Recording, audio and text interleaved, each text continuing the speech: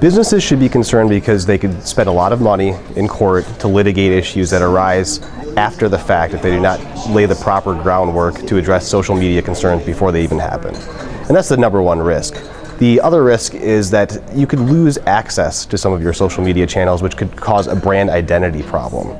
The primary thing to do is make sure before you launch a new product or a new campaign, acquire the social media channels before you do that. And the reason you do that is because there are a lot of people out there that like to register social media channels and sell them back to you. And that's a huge risk for companies. So that's kind of the first thing. The second thing is to make sure that your intellectual property is in order. If your intellectual property is in order, then you can reacquire some of those social media channels through legal means. It's expensive, so it's always better to lay the groundwork, but you can do that if you need to. Section 2 is a little bit about making sure that you lay the groundwork with your employees as to what is and is not your brand identity. And we kind of look at this in two different ways. The first is access control. And access control is the idea that you need to control the access to those social media channels to people that understand your brand identity and that have been trained on your brand identity.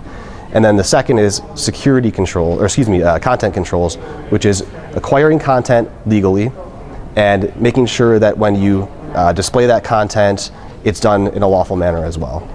I think the biggest mistake is, again, not acquiring those social media channels at the outset.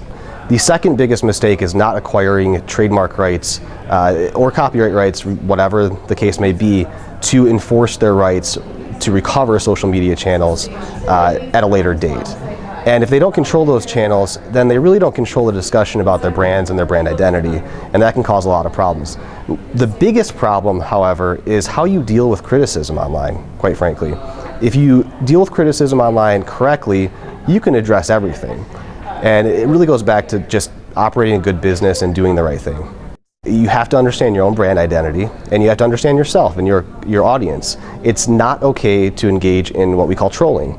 It's not okay to engage people that seem to be irrational because it'll only hurt the situation. The way to do it correctly is really just to understand yourself and understand, how do I address, if I was in this position of this customer, how would I want to be addressed? And the companies that do that are usually the most successful. Social media is a huge marketing channel. There's so much money in it now that it doesn't make sense for you to avoid it. And dealing with the risks really isn't that expensive. There are a couple of things, and we'll discuss that today, that will allow you to control costs so that you don't have to have these risks, whether it results in litigation or not. And if you're not engaged in that community, you're going to lose a large segment of your audience. And if you want to sell products, you should be able to sell them to those people, and those people want to interact with you, because if they like your product, they'll be an advocate themselves.